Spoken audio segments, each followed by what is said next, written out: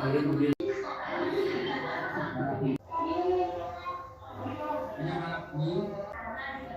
saya sampaikan kepada Pak Ketua Ikatan Usaha ini dan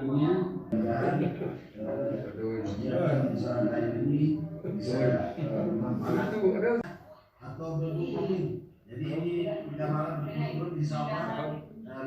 Hanya saya menginformasikan tentang Takewan Tembudinte. Ini pada saat ini tinggal 2 orang yang dirawat. Kemudian yang